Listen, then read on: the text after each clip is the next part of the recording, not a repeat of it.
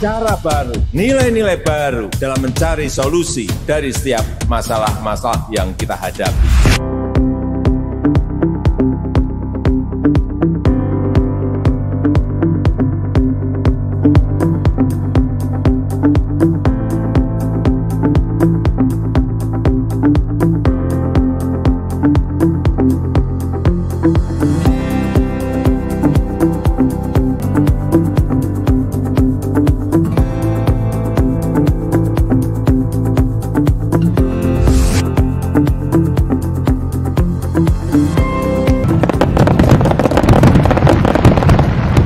Assalamualaikum warahmatullahi wabarakatuh. Salam sehat, bugar, dan produktif. Perkenalkan, nama saya Rusdin Pinem, Sarjana Kesehatan Masyarakat, Magister Sains. Saat ini sebagai Kepala Seksi Kesehatan Lingkungan, Kesehatan Kerja di Dinas Kesehatan Provinsi Sumatera Utara. Kami sampaikan terkait dengan sistem monitoring kesehatan kerja, kesehatan olahraga atau disingkat SIM-KK ke Sorga. Adapun pengertian daripada SIM-KK ke Sorga yang kami sampaikan ini adalah suatu proses dengan memanfaatkan aplikasi SIDCO, Sistem Informasi Terpadu Kesehatan Kerja, Kesehatan Olahraga, yang telah dibuat oleh Direktorat Kesehatan Kerja dan Olahraga Kementerian Kesehatan Republik Indonesia. SIDCO ini kami tambahkan 3 video tutorial. Pertama, video tutorial aplikasi SIDCO. Kedua, video tutorial aktivitas pelayanan kesehatan kerja dan olahraga. 3, video tutorial buku pedoman pelayanan kesehatan kerja dan olahraga. Semoga ketiga video yang kami telah buat ini bisa dimanfaatkan seoptimal mungkin oleh seluruh puskesmas, Dinas Kesehatan Kabupaten Kota, dan Dinas Kesehatan Provinsi Sumatera Utara untuk mewujudkan masyarakat hidup, sehat, bugar, dan produktif. Demikian yang kami sampaikan. Sistem monitoring kesehatan kerja dan olahraga ini, dan kami akhiri dengan wassalamualaikum warahmatullahi wabarakatuh.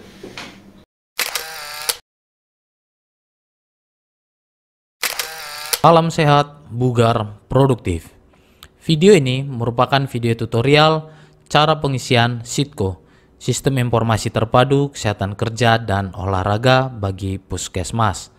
Langkah awal yang harus kita persiapkan adalah yang pertama, laptop dan komputer. Yang kedua, jaringan internet karena pelaporan SIDCO berbasis website. Yang ketiga, data atau laporan terkait kesehatan kerja dan olahraga. Langsung saja kita mulai Bapak Ibu. Silakan Bapak Ibu buka browser di laptop ataupun komputer Bapak Ibu. Pada bagian address, silakan Bapak Ibu ketikkan sidco.kemkes.go.id, lalu tekan enter. Maka akan muncul halaman depan dari website SIDCO itu sendiri, seperti yang tertampak pada layar Bapak Ibu. Lalu kita login dengan akun SIDCO Puskesmas yang telah diberikan. Setelah login Bapak Ibu akan disapa dengan selamat datang Puskesmas tempat kita kerja. Pada bagian sebelah kiri, Bapak Ibu bisa melihat ada beberapa baris menu yang akan kita isi. Hal yang pertama yang harus kita isi adalah profil Puskesmas. silakan Bapak Ibu klik profil puskesmas. Profil puskesmas merupakan identitas dari puskesmas tempat kita kerja dan diisi semuanya sesuai dengan data puskesmas kita.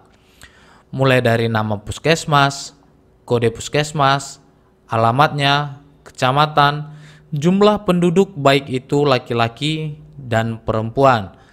Lalu jumlah usia produktif di mana mulai dari usia 15 sampai 64 tahun. Baik itu laki-laki dan perempuan, itu digabung jumlahnya. Lalu jumlah petugas puskesmas, artinya petugas yang berstatus ASN saja yang dihitung di puskesmas Bapak Ibu. Lalu apakah membina calon haji? Kalau membina silakan pilih ya. Kalau misalnya Bapak Ibu memilih iya, maka nanti akan muncul menu kebugaran jasmani bagi haji di kesehatan olahraga eksternal. Apakah memiliki peta wilayah? Silakan Bapak Ibu isi ya atau tidak.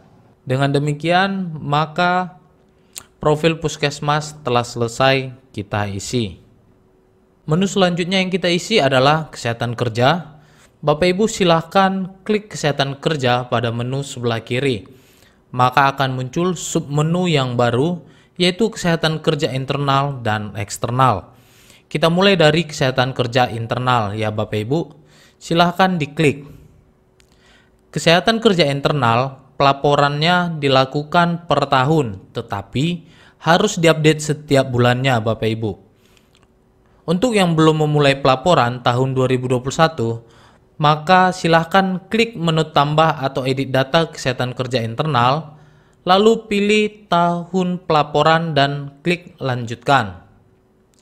Perlu diingat untuk tidak melakukan pelaporan ganda di tahun yang sama, karena akan menghilangkan data-data yang sudah diinput sebelumnya. Untuk Bapak Ibu yang sudah melakukan pelaporan tahun 2021, maka silakan klik gambar pensil pada bagian menu aksi. Setelah itu, maka akan muncul 4 menu blok hitam. Untuk melihat isinya, maka kita harus mengklik masing-masing menu tersebut. Kita mulai dari perencanaan kegiatan kesehatan kerja di puskesmas. Silakan Bapak Ibu baca, lalu Bapak Ibu pilih ya atau tidak.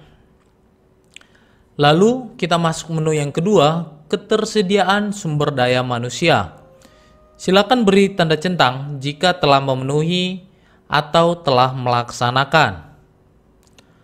Petugas pengelola program kesehatan kerja, jika ada maka centang Bapak Ibu. Apakah petugas terlatih kesehatan kerja, ya atau tidak?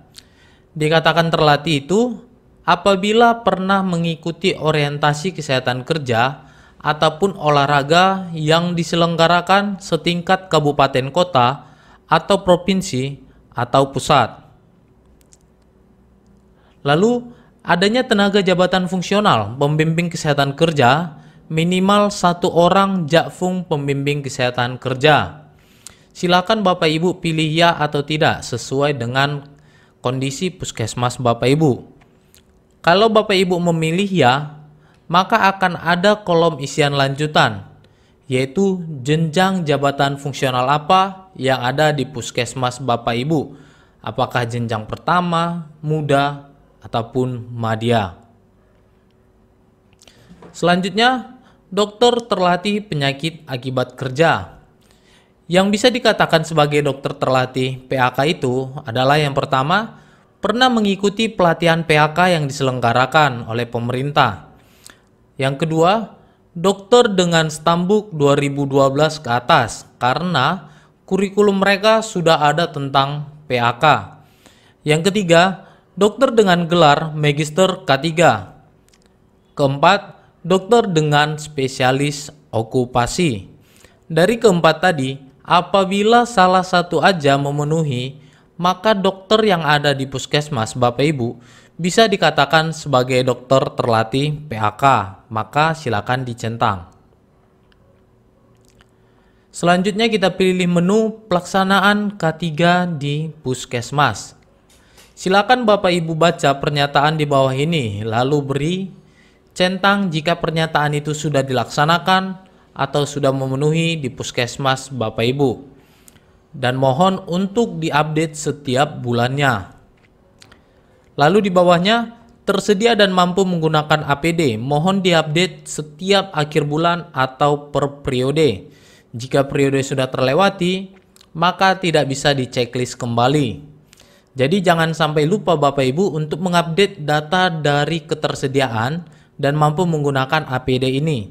Karena kalau sampai tidak dilaporkan, maka Bapak Ibu tidak bisa melakukan pelaporan pada bulan yang sudah terlewat. Atau bisa dikatakan, Bapak Ibu tidak mengerjakan hal tersebut pada bulan yang terlewat tadi. Menu yang keempat, jumlah pekerja yang dilayani.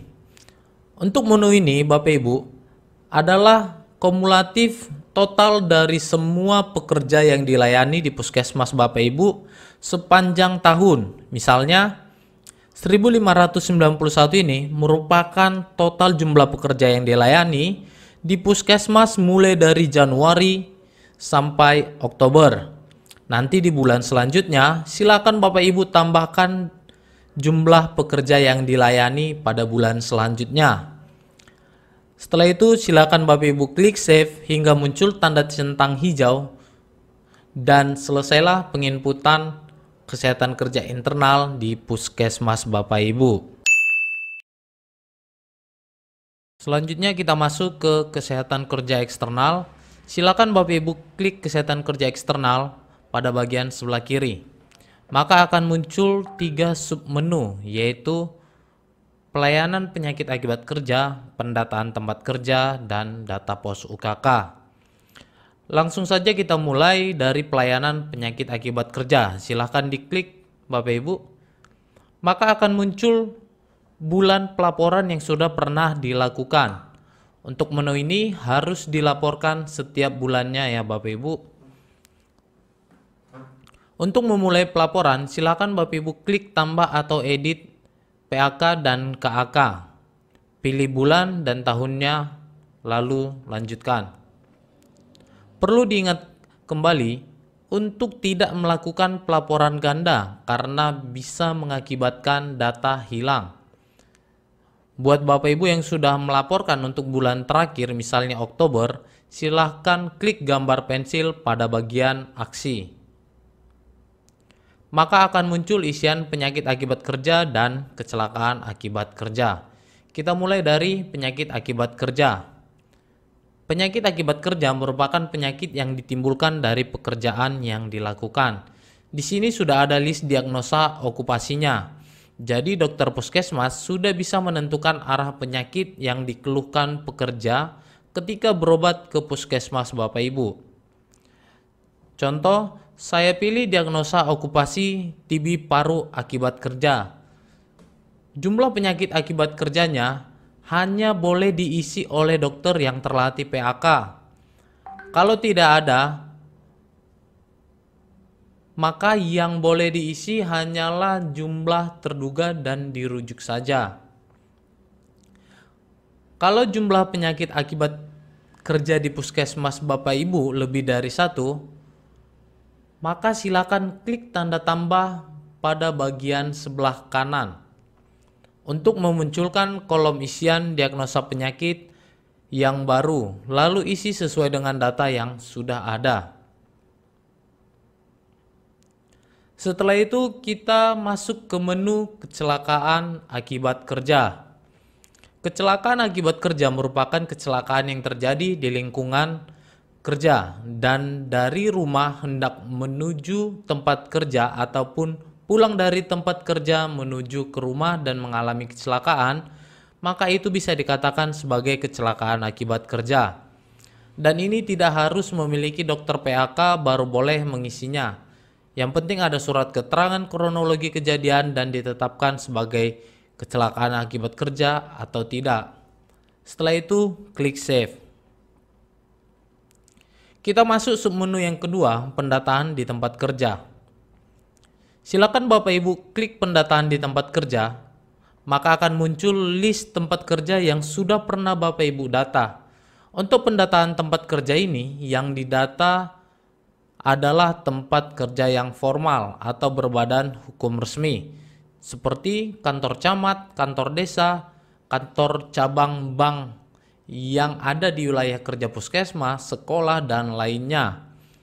Untuk memulai pelaporan pendataan tempat kerja yang baru, silakan Bapak Ibu pilih tambah, lalu isi kolomnya sesuai dengan data yang sudah Bapak Ibu kumpulkan.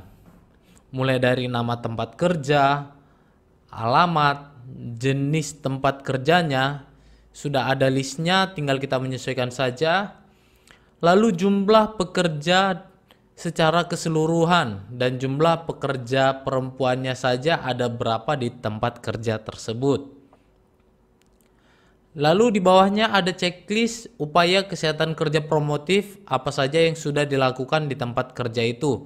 Silakan Bapak Ibu checklist sesuai dengan kondisi tempat kerja yang sudah Bapak Ibu data. Dan di bawahnya juga ada upaya preventif apa saja yang sudah dilakukan di tempat kerja tersebut. Silakan Bapak Ibu checklist juga. Dan yang terakhir, apakah sudah melaksanakan GP2SP? GP2SP adalah gerakan pekerja perempuan sehat dan produktif, di mana salah satu syarat dalam melaksanakannya adalah minimal tempat kerja tersebut memiliki 100 pekerja perempuan. Kalau misalnya ada dan sudah dilaksanakan, silakan Bapak Ibu pilih ya. Lalu klik save dan akan muncul nama tempat kerja yang baru saja kita input, alamatnya dan jenisnya. Seperti biasa, pada bagian aksi ada gambar pensil untuk edit ataupun update dan tong sampah untuk menghapus. Kita masuk ke sub menu selanjutnya yaitu pos UKK. Silakan Bapak Ibu klik menu pos UKK, maka akan muncul data pos UKK yang sudah pernah diinput sebelumnya. Pos UKK merupakan bentuk pemberdayaan masyarakat kepada kelompok pekerja informal. Dengan syarat pembentukan minimal, terdapat 10 orang dengan pekerjaan yang sama dan 1 kader di dalamnya. Untuk lebih lanjut tentang pembentukan pos UKK, silakan Bapak Ibu klik link yang ada di deskripsi video ini. Kita mulai pelaporannya dengan klik tambah, maka kita isi semua datanya sesuai dengan data ya pos UKK yang akan kita input, mulai dari nama pos UKK, kecamatan, alamat, sektor jenis usaha, sudah ada list yang diberikan, tinggal pilih saja. Lalu jumlah anggota dan jumlah kader. Selanjutnya, potensi risiko kesehatan di tempat kerja yang paling dominan. Di sini juga sudah ada list, ada fisika, contohnya yaitu suhu, debu, kebisingan, getaran, dan lainnya. Ada kimia, yaitu semua yang berhubungan dengan zat-zat kimia. Selanjutnya, biologi, potensi risiko kesehatan yang disebabkan oleh makhluk hidup ketika bekerja seperti tergigit ular. Ergonomi lebih cenderung kepada posisi bekerja yang tidak sesuai. Lalu psikososial, jam kerja yang berlebihan. Jadi silakan Bapak Ibu pilih yang paling dominan sesuai dengan sektor jenis usaha pos UKK tersebut. Lalu apakah dilakukan pembinaan atau tidak? Silakan Bapak Ibu pilih ya atau tidak. Dan yang terakhir adalah tahun pembentukan pos UKK itu sendiri. Dikatakan pos UKK terbentuk dibuktikan dengan adanya SK setingkat kepala desa tentang pos UKK tersebut. Lalu klik save Bapak Ibu dan akan muncul data pos UKK yang baru saja kita input secara detail. Pada bagian kolom aksi, ada 3 ikon menu, di mana gambar mata untuk melihat detail pos UKK itu sendiri, gambar pensil untuk melakukan edit data pos UKK atau melakukan update, dan yang terakhir adalah gambar tong sampah untuk melakukan delete ataupun penghapusan. Kita klik gambar mata, maka akan muncul detail pos UKK itu sendiri. Kita lihat yang paling bawah Bapak Ibu ada menu input kegiatan pos UKK. Silahkan diklik, maka akan muncul jenis kegiatan yang terbagi menjadi 3, yaitu promotif, preventif, dan kuratif. Begitu juga dengan nama kegiatannya. Jadi Bapak Ibu bisa menyesuaikan pada jenis kegiatan promotif, maka nama kegiatannya apa yang dilakukan. Setelah itu Bapak Ibu klik save, maka akan muncul nama dan jenis kegiatan yang pos UKK itu lakukan. Dengan selesainya penginputan pos UKK, maka selesailah penginputan Sitko tentang kesehatan kerja.